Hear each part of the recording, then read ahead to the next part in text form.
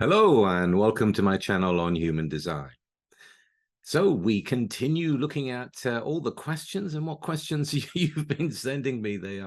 Some of them are very pernickety, and some of them are very general, and some of them are confused, and some of them are very personal. There's so many different questions, which is great.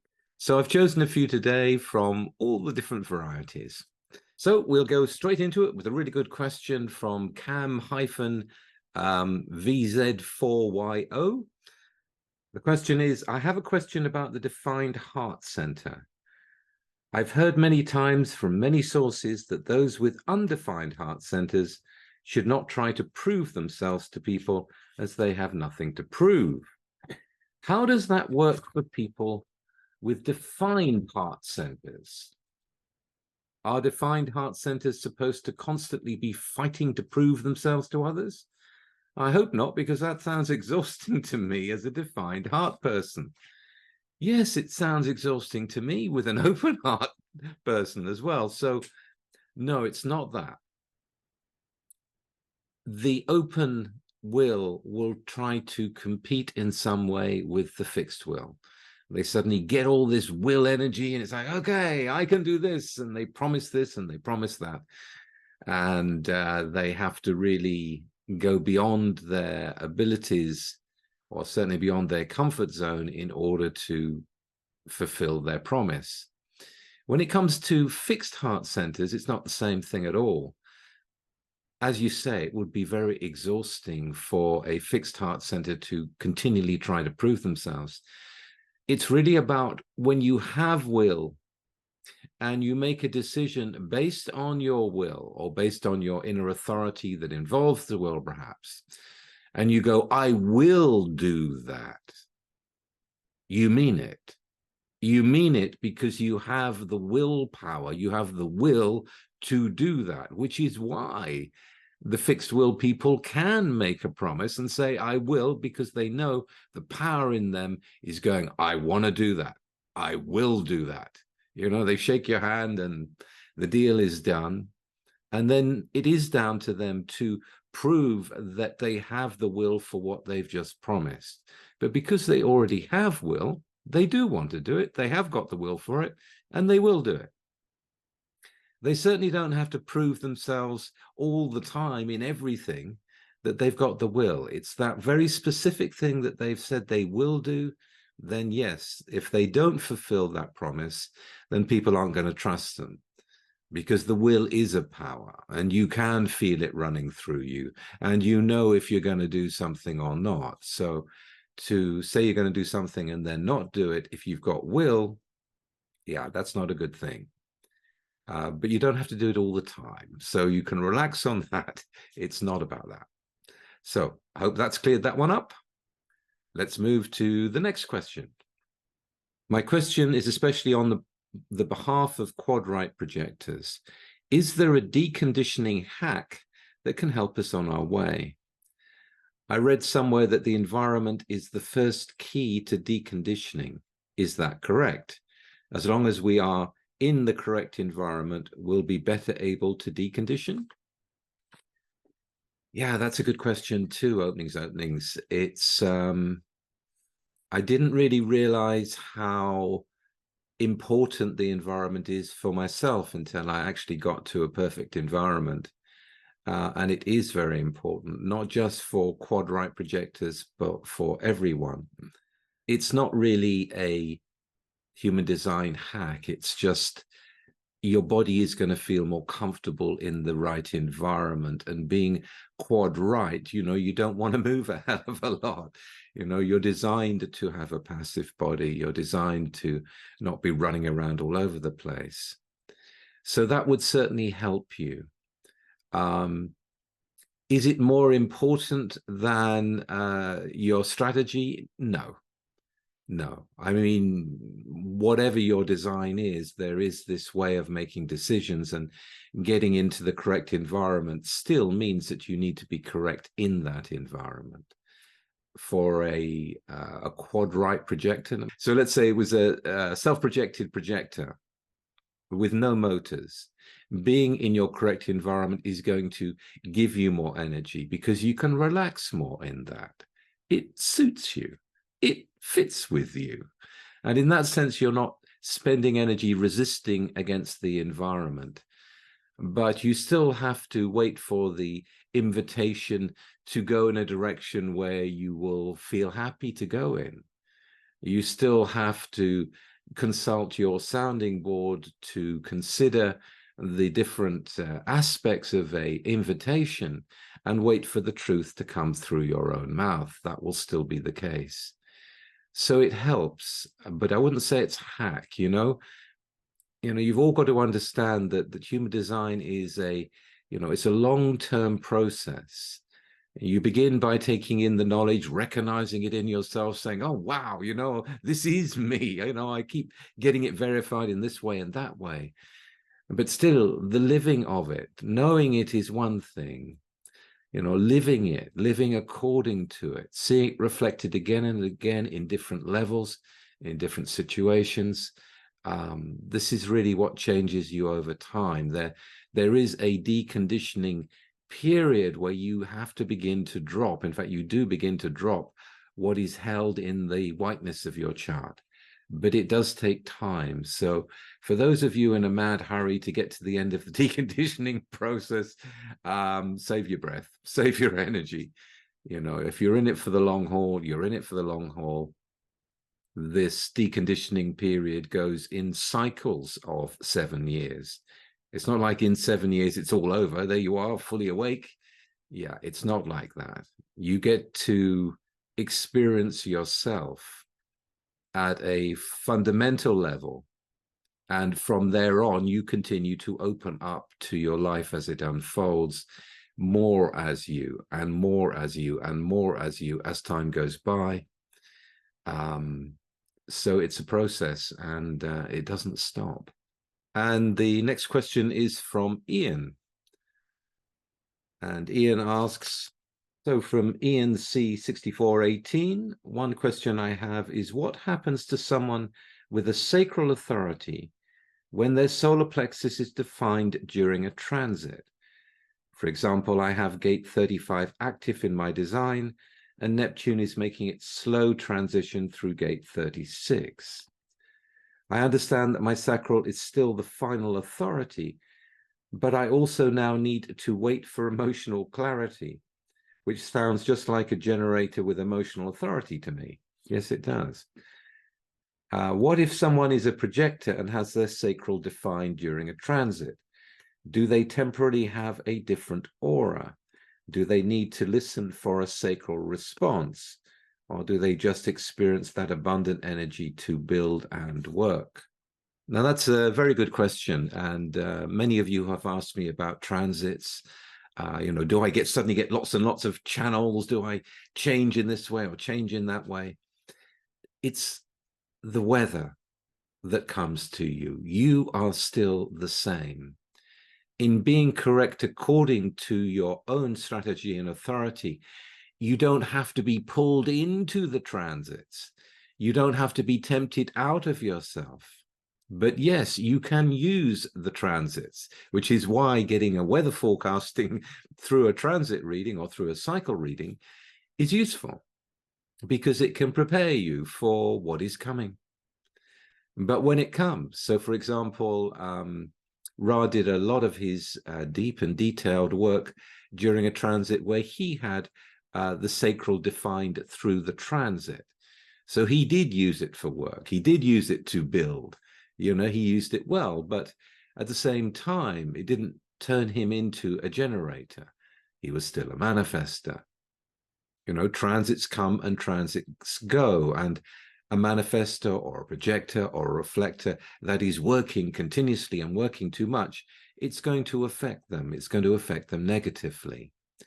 So no, you don't suddenly have to wait for emotional clarity. You have to be aware that you are liable to be more emotional about things, get upset easier if it's the 3635, is it me or is it the transit? Well, it's a mixture of both. If you know the transit is lighting up that aspect of you, It doesn't mean that you have to suddenly become an emotional person. You're just more on edge or more excited or more prone to anger, and you're being affected by it. But you can always come back to yourself. You can always come back to yourself. You don't have to be pulled into it all the time. In the same way that if you're an open emotional person and you're with an emotional person, and the emotional person is very upset about something, you don't have to be pulled into it. It is what they are going through. You don't have to react to it.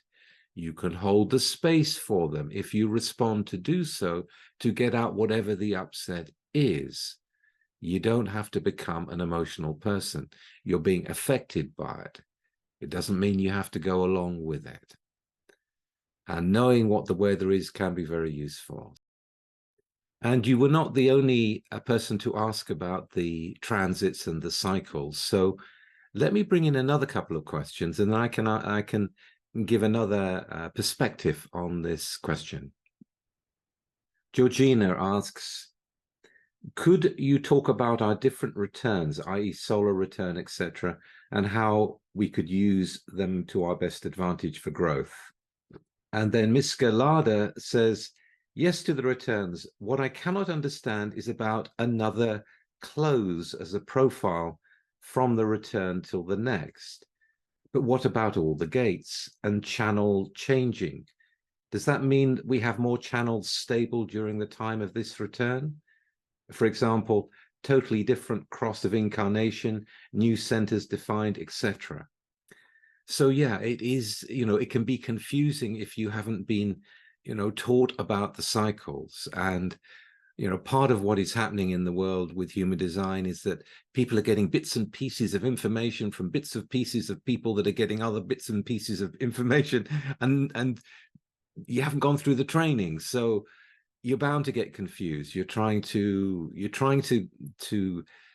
grab the information without actually being taken through of how it works. So part of what I want to do is to clear some of that up, but getting a good education is really the remedy. But however, so let me explain the cycles. Yes, there are major cycles. So the Saturn cycle, the Uranus opposition cycle, the Chiron cycle, etc. And if I give you an example of my own cycle, so I'm a 1-3, and when I went through my Saturn return, there was a 2-4 profile as part of that return. That didn't mean I became a 2-4. It was the close on top of my profile in the terms of living out a life like a 2-4. And as an example, that was the time when I started doing the Mind, Body, Spirit magazine. So from being a self-absorbed investigator trying to find the truth, I suddenly found myself connecting with this person and that person and this group and that group, telephone calls and emails. And my whole life was very much connecting with one network after another, making friends along the way, coming back to retreat in my own space and write it up or prepare for the next thing. It was, it was a very different life that I led because of that transit. It didn't mean I became a 2-4. It didn't mean I was comfortable meeting with so many people in so many places, doing so many things. It was very hectic. But it was different. And then in my Uranus opposition at the age of 42, it was a 3-6 profile. And that was the time when I literally bumped into Ra-Oruhu and got the information of human design. It was not expected. It was not planned for. It was literally, a rather chaotic, what am I going to do with this? I got to know more. It did send quite a lot of turmoil into my, the structure that I'd created up to that point. And again, I was still the 1-3. But I was now involved in the chaos of this, that, and the other, and all the things that happened as a result of bumping into human design. One of which is the fact that I'm talking to you right now, for example. but I was still the 1-3. And in terms of all the different channels and centers that light up, this is the weather. This doesn't mean, and remember, the cycles are longer cycles. So if you're thinking about a Uranus opposition, for example, we're talking about 7 years. You know, if you're talking about Saturn return, about 28.5 years. So these are long periods of time. And it doesn't mean that you're going to have the same transits going through the entire period. It's just that those ones that are going to be important for you will show up. That is the weather that you're going to meet.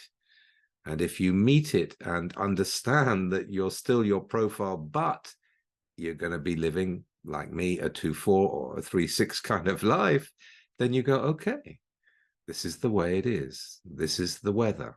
I better put a coat on. So I hope that that clears it up.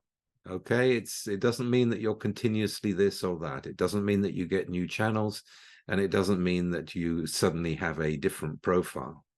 It is a profile over your profile. You're still here to be you. And the next question is from Julie. And Julie asks, I have a question about how the gates pertain to each type. For example, I am a generator and I have a 5 sun. Is it possible for a manifestor to have a 5 sun? Or a projector? Are there certain gates that only go with a generator, manifestor, etc.? Also, do certain gates only belong with a particular astrological sign? My sun sign is in Sagittarius, and surprise, I am a Sagittarian. Okay, so this is quite a basic question, and the answer is no. The answer is that the gates don't just belong to any particular type. The matrix that you're seeing in the body graph, the gates that are in those centers, the numbers in the centers, they are always in that position, and they are always in those centers. So if you have the 5th gate, for example, this is the gate of following one's own flow. It brings in rhythm. It brings in your own timing. If you are a generator, then you can have that power. It will be part of your generator availability. If you're a projector or a reflector or a manifestor, you don't consistently have that power. So you're not here to put out that power all the time, but you can still have it as a framework. It'll be part of what you're here to pick up on in the energy field. You know, what is the timing? Where are the rhythms? You know, it's a side of you that could actually become very good at timing, or very good at natural flows, or very good at dancing. You know, how many open sacrals out there have the 5th gate and love to dance? Quite a lot of you. And you can enjoy that, and you can enjoy having that that framework, but you're not going to be dancing all the time. You're not going to be involved in the ongoing output of energy because you simply don't have it, and you'll get exhausted, and it isn't going to feel good if you try. So I hope that's clear. The gates aren't tied to a particular type. If you've got channels, so for example, if the 515 was there, well, then that is a type, because the channel is tied to the sacral going to the G. So this would be a generator channel because it's tied to the sacral. If you have the 1-8 going from the G to the throat, then that is a projector channel because it's not connected to the sacral. So I hope that's clear, and good question, you know, to bring in the, is there a type, and where is type relevant to the mechanics within the chart? So thanks for bringing that up. It's good. And the next question comes from Jody. And Jody asks, I am a manifestor. My conscious sun is part of the 1222 channel, and my unconscious sun is part of the 3536 channel, along with my unconscious moon. Because both my conscious and unconscious sun are the planets which make me a manifestor, would that make the manifestor energy more obvious in me, What with the sun and earth being 70% of my personality, and my unconscious moon also being a hugely important planet too. And that applies to all energy types. If the sun is what makes a person a certain type. Okay, thank you for that question, Jody. So the sun doesn't make you a particular type. The mechanics within your chart make you a particular type. So if the sacral is defined, then you are a generator. If there is no sacral defined, but there is a motor that is connected directly to the throat, that makes you a manifestor. So, for example, the 1222 or the 3635, and one of those will probably be connected in you, judging by or guessing from the information you've given me, you're probably the left angle cross of separation. So the sun doesn't make you a particular type, but there is this point that you make that I think is really interesting to think about for all of us, is that when there is a manifestor channel or an energy gate as part of the sun and earth, it does come out, and it does come out in the sun. So, for example, I have a good friend that is born on the cross of the sleeping phoenix, and he has the 34th gate in his personality sun, and he has it in Machismo. So for those of you who know about the gates and lines, the 34-3 in Machismo, when it kicks off, it's like an Italian sticking his face very close to you, thinking you've stolen his spaghetti. I mean, it's really full on. And my friend can be very full on with everybody. He shines out through that raw power. So the sun is where you shine out. So in your case, Jody, when you have the two manifestor gates in your sun, then that energy is what shines out. So it's that. So that will make it more obvious, if you like, to other people that you have that manifesting power, because it is part of your sun-earth mix. So I hope that's clear, and thank you for the question. Okay, I think that's probably all we have time for today. I hope you enjoyed that, and if you did, please like, share, and subscribe, and I'll be back again very soon with something completely different. Bye-bye for now.